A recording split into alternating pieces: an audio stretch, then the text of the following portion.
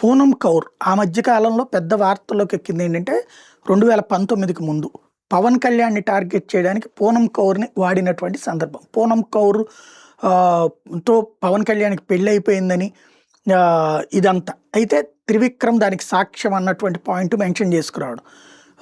అప్పుడేదో తిరుపతిలో పెళ్ళయింది అన్నప్పుడు నేను అప్పుడే చెప్పా, అది తప్పు. తిరుమల కొండ మీదన పెళ్ళి దేవుడి సమక్షంలో జరిగిందంటే సాధ్యమే కాదు. అక్కడున్న కళ్యాణ మండపంలో జరగాలి, దేవుడి గర్భగుడిలో జరిగే ప్రసక్తే లేదు, అక్కడ అలౌడ్ కాదు. ఈవెన్ ఒకవేళ జరిగితే అక్కడ ఉన్న మీడియా మొత్తానికి తెలుస్తుంది, అది తప్పుడు ప్రచారం అని కత్తి మహేష్ లాంటి అప్పుడు ఆ స్టేట్మెంట్ ఇచ్చారు. అదే సమయంలో పోసాని కృష్ణమూర్తి కూడా అప్పుడు స్టేట్మెంట్ ఇచ్చుకొచ్చారు. దాని వలన తన పెళ్ళే చెడిపోయింది అన్నటువంటి విషయం ఇప్పుడు పూనం కౌర్ చెప్పుకొచ్చారు.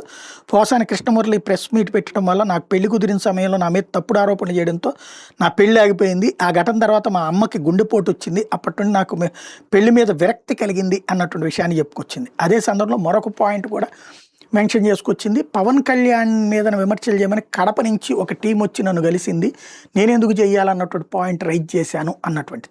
పూనం కౌర్ గతంలో కొన్నిసార్లు ట్వీట్ చేసినప్పుడు అది పవన్ కళ్యాణ్ ఉద్దేశించినే అన్నటువంటి ప్రచారము జరిగింది.